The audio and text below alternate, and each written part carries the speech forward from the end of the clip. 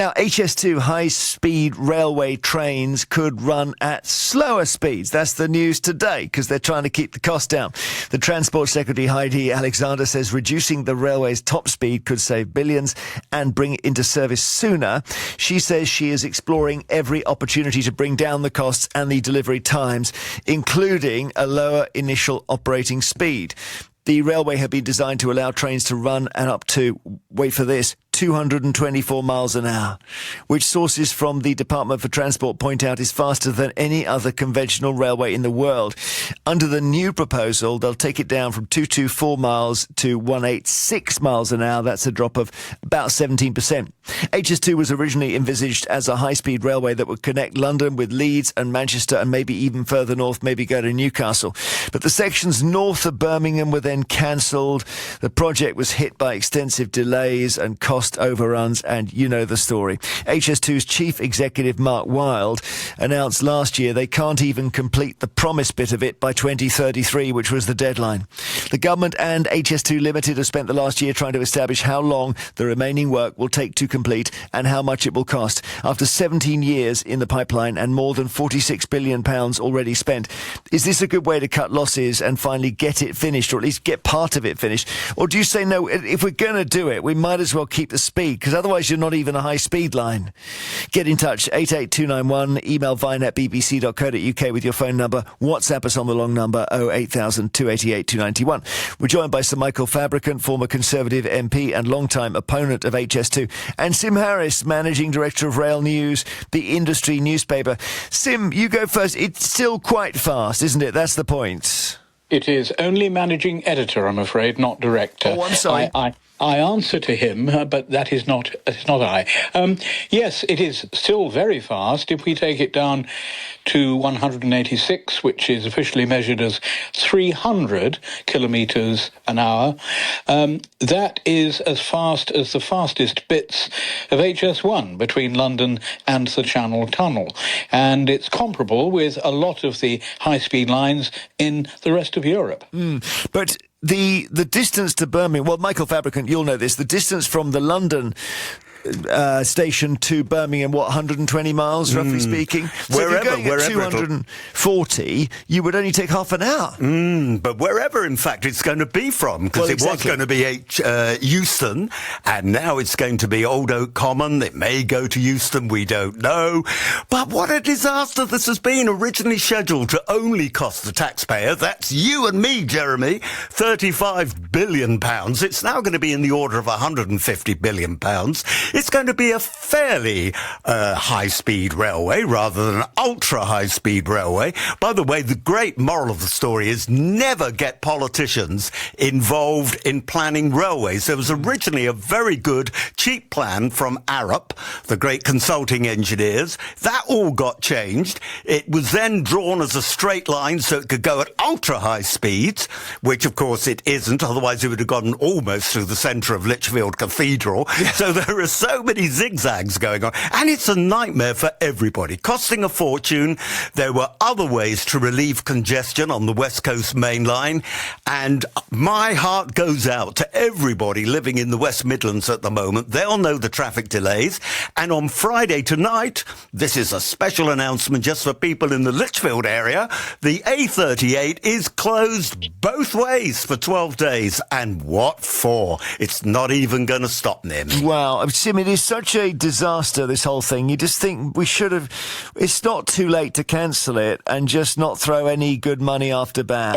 Oh, no, I agree the project has come dangerously close to going off the rails, but no, cancelling it would be to throw away probably 50 billion or more that's already been spent.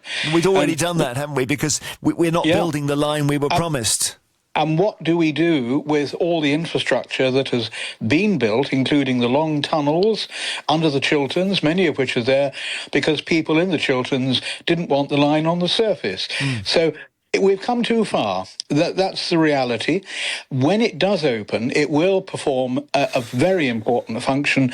It will relieve our poor West Coast Main Line, which is struggling under the load. I remember over 10 years ago chatting to Sir David Higgins, who was then the chief executive of Network Rail. He said, "We are trashing the West Coast Main Line.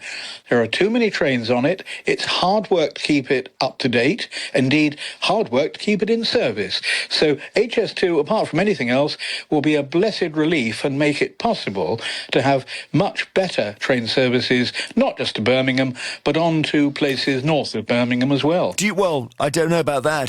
Do you think that'll happen, Michael? It will go north? Well, I think what will happen is that they're going to have parts of the West Coast Main Line being used and little overtaking parts. So those so-called high-speed trains can overtake the Pendolinos, which, incidentally, could go at 180 miles an hour, which is high speed, but aren't because of the overhead lines not taking it. But, you know, the thing is a national embarrassment, I think. What was going to be a perfectly reasonable plan is, as I said earlier, going to cost about £150 billion. And actually, watch this space, it'll probably go up to £200 billion.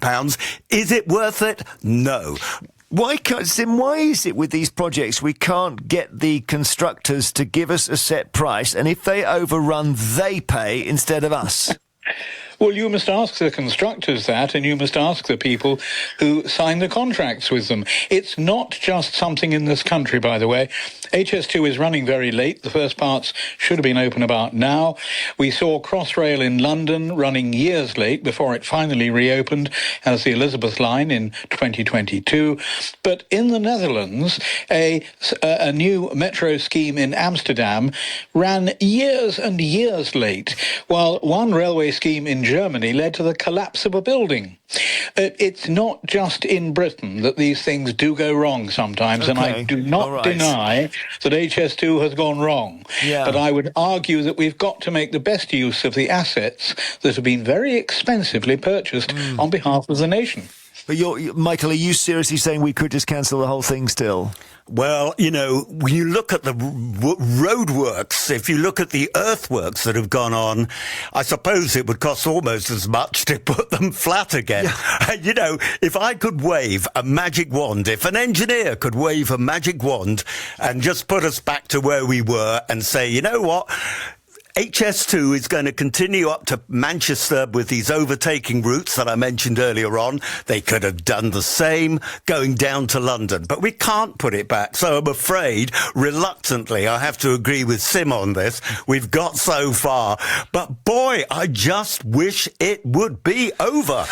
Are you one of those, Michael, who says that the key mistake, the fundamental mistake, was we didn't start it at Newcastle? Because if you start it at Newcastle, you go south, nobody regards it as being cancelable until it gets to London. I do agree with that. In fact, I argued that with the late, great Cheryl Gillan, who, along with me, voted consistently against HS2 legislation. Because she had a constituency in the Chilterns, didn't she? Yeah, absolutely. And it's all very well Sims saying, oh, the people didn't like the fact that, you know, it would have been going up and down all over the Chilterns. Well, I don't think he'd have liked the fact if he was living next door. And I'll tell you what, those original Arup proposals would have had it going along an existing transport corridor, namely the M40.